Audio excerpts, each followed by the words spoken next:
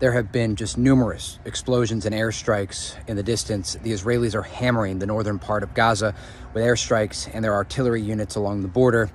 We can hear the movement of APCs on the roads in the distance. Now, the Israelis have explained what they say is happening tonight. They say they are expanding the raids into Gaza, meaning there will be Israeli troops inside the Gaza Strip conducting operations. This is not, according to the Israeli military, the larger anticipated ground operation. Again, we have to just report what we know here, and this is a very fluid situation. So that's the information that we have. We've seen more rockets come off the northern part of the Gaza Strip tonight, headed toward the city of Ashkelon. Just here along the border, we took some incoming fire a few minutes ago. You have just about 10 seconds to respond in this location, so we had to get to a shelter as quickly as possible. But it's a very, very active front line, the most active it has been in the south since the war began 21 days ago. So Israel has started what I would call the soft invasion of Gaza. Don't get me wrong. They're not going to come out and say it. They're going to play around with their words and be indirect. But for the past couple of nights, I've watched as Israeli forces, Israeli tanks, armored vehicles, and soldiers, I've watched them cross the border and go into Gaza. And just a couple of hours ago, I watched as Israeli tanks once again crossed the border and went into Gaza from multiple locations. So I don't know what you want to call that, but I would call that an invasion. In fact, the Deputy Prime Minister of Jordan has accused Israel of launching this ground invasion already. Meanwhile, Israel is claiming that this is not the invasion. Yes, they've conducted these huge raids. Yes, they got soldiers and tanks in Gaza. Yes, they are fighting in Gaza as we speak. There are firefights and clashes in Gaza as we speak. But Israel is trying to be careful about how they word things. They're saying that, oh, this isn't the main ground invasion. These are just raids. Meanwhile, over the past 2 days, the bombardment of Gaza, the bombing of Gaza, the shelling of Gaza has reached an entirely new level. Don't get me wrong. For the past couple of weeks, it's been really bad. But the past couple of weeks was a walk in the park compared to what the last couple of days have been, especially today. I mean, they got Israeli vessels out in the sea launching rockets into Gaza. And the way I look at it, I think they're softening targets, getting ready for this massive ground invasion. But then again, you know, every day we're hearing something different. One day they say the ground invasion will begin in a couple of hours. The next day they say it's delayed. Now they're claiming it's going to come soon, but it hasn't happened yet. But when you look at what's actually transpiring on the ground, Israeli forces are entering into Gaza. But due to this ramping up of bombing Gaza, Gaza's communications with the outside world have basically been totally cut off now. I mean, even reporters and journalists in Gaza, they have no access to the outside world. No communications with the outside world. Phone lines, internet, you name it, it has all been totally disabled throughout the entirety of Gaza. And this is very scary. Not just for the obvious reasons, but it's very scary to me because now Israel is going to be in total control of the narrative.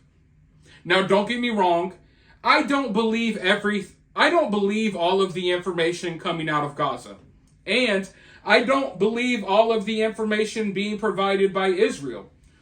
But I can recognize that it's dangerous in a conflict like this one when only one side is controlling the narrative, when only one side has access to communications with the outside world.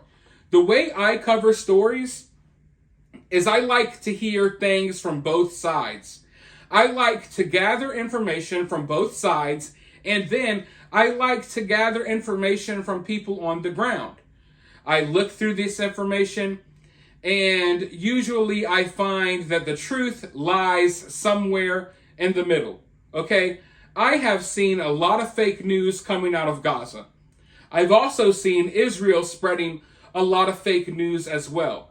I mean, I've seen videos of dolls that they were pretending were real children that got injured in these explosions. On both sides, there's just been a lot of propaganda, which is the most difficult part of covering a conflict like this one. You know, the difficult part is not me sitting down and talking to you all in this video. The difficult part is trying to find out what's real and what's fake so I can accurately report to you all the truth from the ground. I've been doing a good job so far, at least I think, but I can tell you it's difficult. There's videos that I've made that I had to scrap because getting through this propaganda, it's really hard. It's really hard. And you know, they say the first casualty of war is the truth.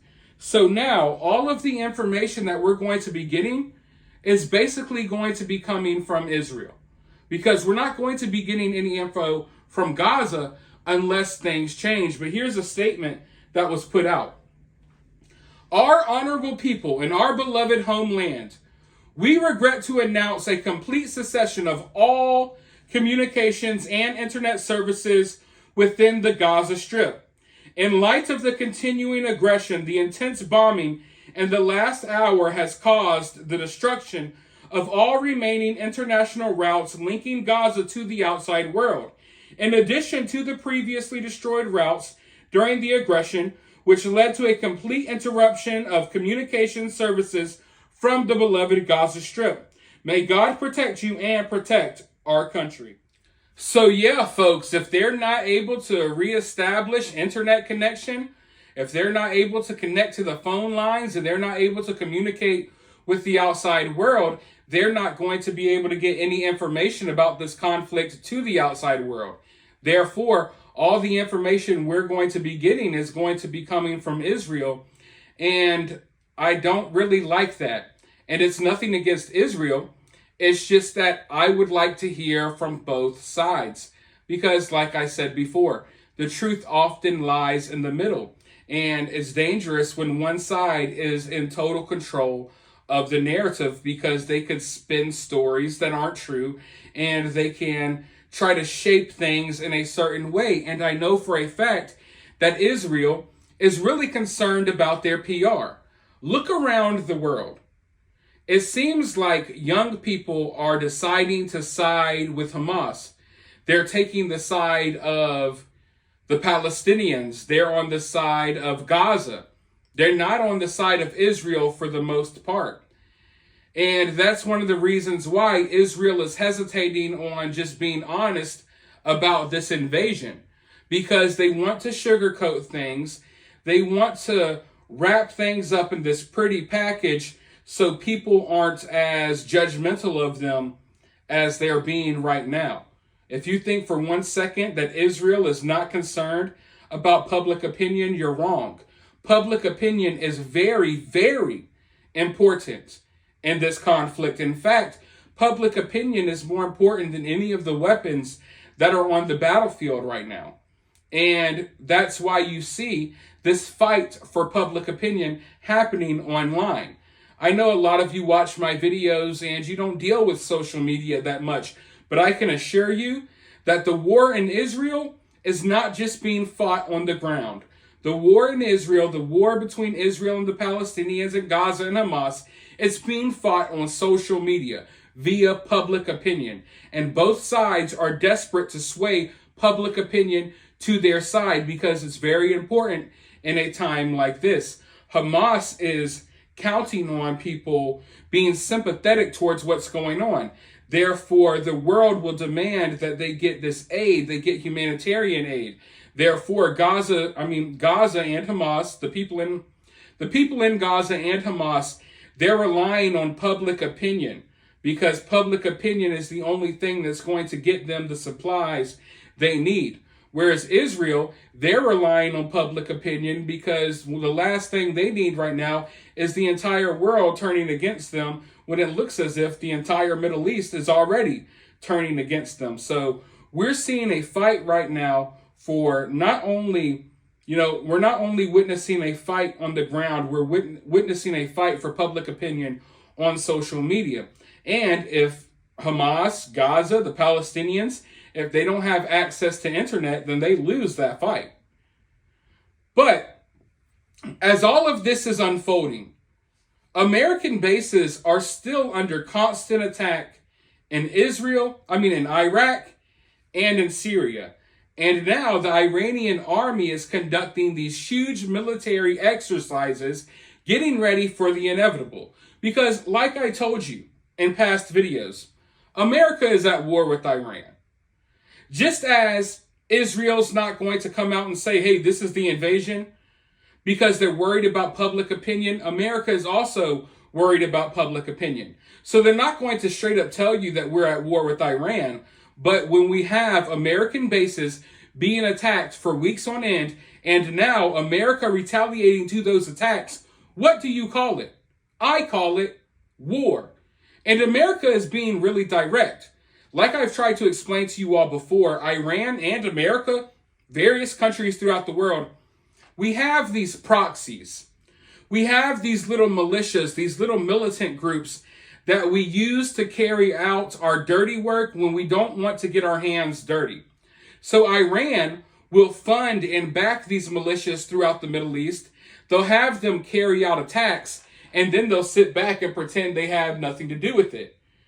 But America seems as if the way that we're talking right now, the way our military officials are talking, they're not trying to play those games. They're not trying to play the game of, oh, this is a proxy. This isn't really Iran's fault. They're blaming Iran directly for all of the attacks against the U.S. soldiers. Now, when you saw the airstrikes happen yesterday, they happened in Syria. I know a lot of people think, oh, this is America striking Syria. No, it's America striking Iranian forces that just so happen to be in Syria. So even though we're not head-to-head directly fighting yet, it's definitely leading to that. From the way America is talking, they're done with these games. We're not trying to play the little games of, oh, these are just terrorist groups, and it's not really Iran's fault. From the way that we've been talking, if these attacks continue to ramp up against U.S. soldiers in the Middle East, not only are we going to respond to those attacks, but we're going to retaliate against Iran directly.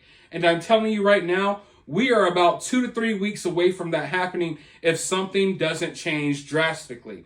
But as we watch Israel start moving into Gaza, we're going to watch the Middle East catch on fire. So who knows what's going to happen over the next couple of weeks. One thing I do know is they're not going to be direct with us.